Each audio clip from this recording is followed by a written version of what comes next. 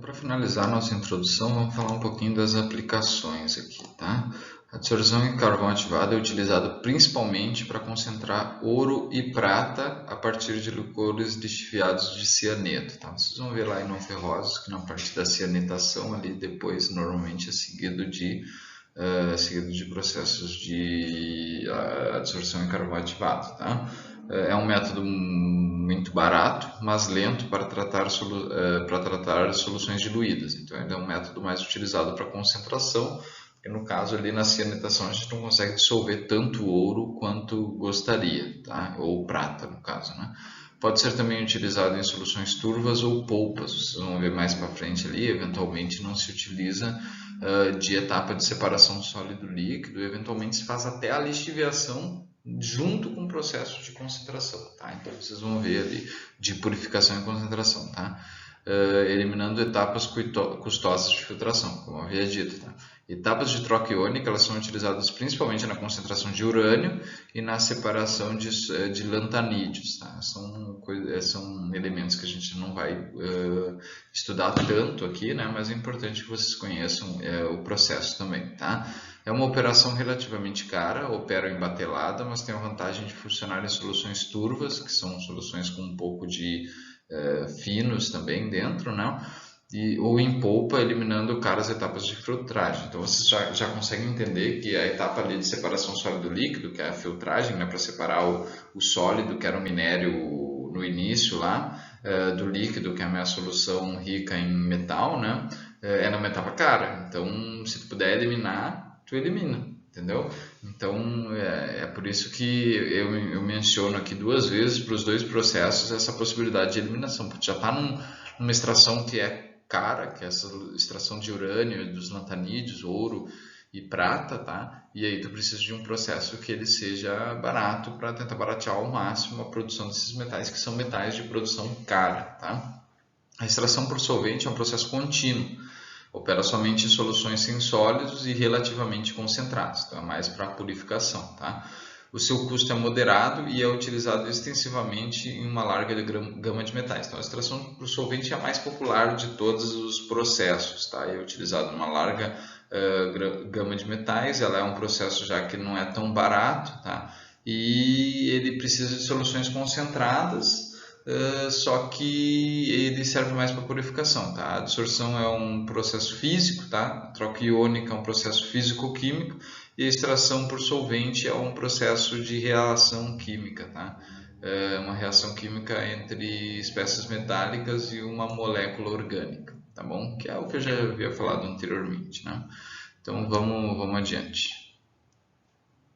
Bom, então vamos falar de adsorção em carvão ativado, tá? Mas antes de falar em adsorção em carvão ativado, eu vou falar um pouco do carvão, de como se produz o carvão e como se produz o carvão ativado e o que é o carvão ativado, tá bom?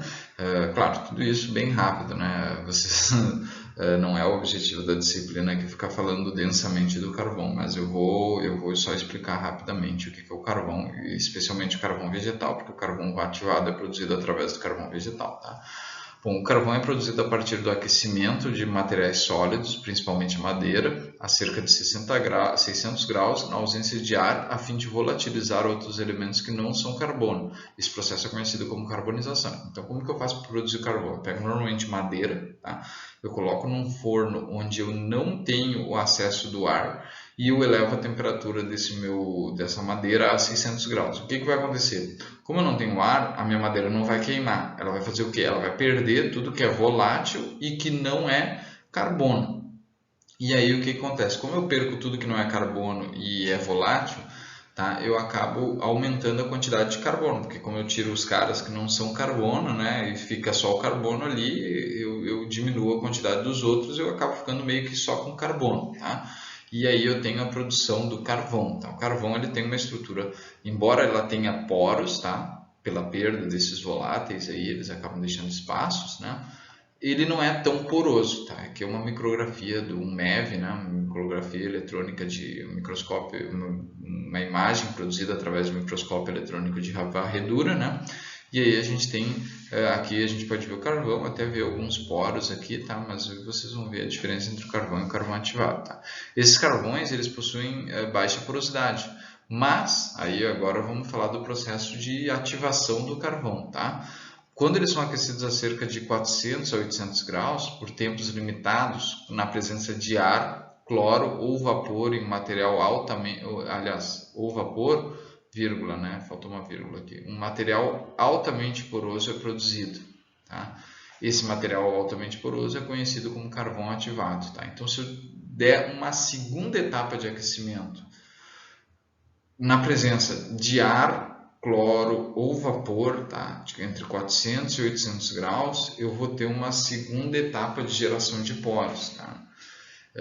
Esse material, que é o carvão poroso, extremamente poroso, é o adsorvente da indústria química e metalúrgica na forma de pelotas de 2 milímetros de diâmetro. Então, eu uso pelotas de 2 milímetros de diâmetro, bem pequenininha, tá? Que vão absorver o carvão, os metais, tá? Então aqui, ó, eu tenho a estrutura do carvão ativado. Vocês podem ver a quantidade de poros que ele tem aqui, ó, diversos poros. Ele é tudo poroso. Toda a superfície do carvão ativado tem poros, tá? Na etapa de ativação, a estrutura dos pequenos poros é criada. A estrutura de pequenos poros é criada pela queima de parte do carvão para criar novos poros ou aumentar alguns poros existentes. Então tu aquece ele. Tu coloca ar ali, cloro ou vapor, para que haja uma certa queima do carvão. Não muito, mas que haja queima do carvão e produção desses poros aqui, tá? Depois vocês vão ver por que o nosso poro ele absorve os metais, tá? Não significa que ele age como uma peneira, tá? Eu tenho esses poros aqui, o metal pega e bate no poro e não consegue passar, fica retido ali. A adsorção não é um processo mecânico, tá? Eu vou explicar agora no próximo slide ali como funciona a adsorção no carvão, tá? Bom, como eu havia dito, a adsorção ela não é um processo mecânico, ela se deve ao fato de um desequilíbrio de forças interatômicas que agem na superfície do sólido. Eu quero mostrar aqui, ó, aqui é um sólido, tá? A superfície dele está aqui, tá? E aqui eu tenho um átomo que está no interior desse sólido. Ele está cercado por átomos em toda a vizinhança dele e esses átomos atraem ele, né? Esses caras aqui da ponta, eles não atraem, eles não são atraídos por nada na superfície. Eles não atraem, não são atraídos por nada que há na superfície. Significa o quê? Se alguma coisa passar por aqui na superfície, ele vai atrair essa coisa, tá? Casualmente, a gente utiliza essa propriedade para que essa coisa seja o metal, tá? Então acaba sendo uma força interatômica. Esse átomo atrai o átomo ou o complexo metálico que vai se depositar aqui na superfície, tá? Então ele não fica retido como se fosse uma peneira, porque o espaço do poro é muito pequenininho para passar o metal. Ele fica assim atraindo devido às forças interatômicas, tá? Então não é uma questão mecânica, mas uma questão de forças de atração, tá bom? Então vamos adiante.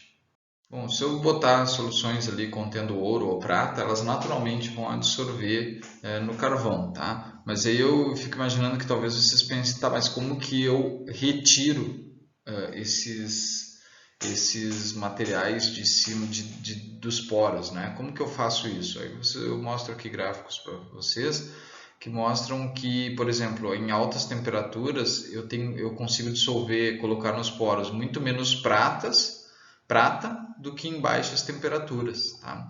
Então o que acontece? Aqui eu tenho um gráfico da solução lixiviada, né, rica em prata, né? Então quanto mais prata ela tiver, maior a concentração de prata no carvão, né? E aí eu tenho diversas temperaturas. Vocês podem ver aqui que em temperaturas mais altas eu dissolvo pouca prata. Então o que eu faço? Na parte de reter o carvão, eu só preciso colocar o carvão em contato com a minha solução. Desculpa, na parte de reter o metal. Eu coloco o carvão em contato com a solução, eu estou retendo o meu metal ali no carvão, tá? Mas aí como é que eu faço para retirar o carvão? Aí o que eu faço? Eu pego e coloco, eu subo a temperatura e eu acabo dissolvendo o meu metal novamente na solução que me interessa. Então o que eu tenho que fazer? pego o carvão, coloco em contato com a solução lixiviante, eu retiro o metal, aí tiro a solução lixiviante do sistema, coloco o carvão numa outra solução e nessa solução eu subo a temperatura e eu faço com que o metal saia do carvão e vá para essa solução. Dessa vez eu peguei só o metal, eu me livrei de tudo que é impureza que tinha e ainda eu calculo a quantidade de solução que eu vou colocar para ter uma concentração adequada, entendeu? É isso que se faz, é assim que se faz o processo de retenção e purificação e concentração do carvão, de soluções metálicas através do uso do carvão ativado. Tá? Aí mais um outro gráfico para mostrar aqui é o poder de dissorção da temperatura, tá? Que é de retirada do ouro da superfície do carvão. Se eu levar a 90 graus aqui, eu retiro 100% do ouro da superfície do carvão, entendeu? Por isso, o processo é tão eficiente para ouro e prata, tá? Então é isso que eu queria mostrar aqui. Agora vamos adiante explicando mais de adsorção em carvão ativado. Mais um detalhe aqui é que normalmente os poros eles têm uma carga positiva, então eles atraem ânions, tá? O ouro ele forma um complexo, né? Um complexo com cianeto ali, tá? E esse cianeto também tem uma carga negativa. Então quando eu adiciono íons negativos, tá? Como o H- aqui, ele vai agir como concorrente, tá? Concorrente ao cianeto. Tá? Então o que eu estou dizendo aqui? A adsorção de ouro em soluções de cianeto diminui com um aumento da concentração de outros ânions. Então, se eu tiver o H-, por exemplo, presente lá, se for meio básico, por exemplo, eu dificulto a dissolução. Isso se deve à competição desses ânions aos sítios positivamente carregados do carvão ativado. Tá? Evidentemente, quanto maior o tempo de processo, maior a quantidade de metal absorvido. Tá? Isso eu mostro com esse gráfico aqui, que eu mostro o tempo de absorção em horas e a quantidade de metal que eu consegui absorver. Tá? Lembrando que a prata se tenta bastante utilizar a absorção em carvão ativado, mas ainda não é uma prática universalmente consagrada. Tá? Ela é consagrada para o ouro, tá? Muito utilizada para o ouro, e para a prata já não é tão consagrada, tanto que você vê aqui a concentração de prata é bem menor, quase a metade da concentração de ouro. Tá? O caminho usual para a absorção do ouro dos poros é a eluição do carvão com uma solução aquecida e concentrada de cianeto de sódio, como eu já havia dito para vocês. Né? A alta temperatura é necessária, pois diminui a constante dielétrica da água, bem como as forças eletrostáticas entre o carvão ativado e o complexo de cianeto de ouro. Tá? Então, eu acabo diminuindo a capacidade da água de absorver esse ouro dentro, né, dela, e acabo diminuindo as forças eletrostáticas do carvão, e aí eu consigo remover o ouro dali da superfície, como eu já havia dito anteriormente, tá? Só estou dando o conceito de por que acontece aquilo que eu já havia falado, tá? Um outro método de dissorção utilizado é o uso de uma solução alcoólica de cianeto de sódio, devido à menor constante dielétrica do álcool. Tá? Então o que eu faço? Eu pego e causo um desequilíbrio eletrostático dentro da solução ali, e esse desequilíbrio vai fazer com que o meu metal já não fique tão interessante para o metal ficar no ouro, e sim que ele saia do ouro. Tá? Então eu vou seguir em frente agora mostrando os diferentes processos. Tá?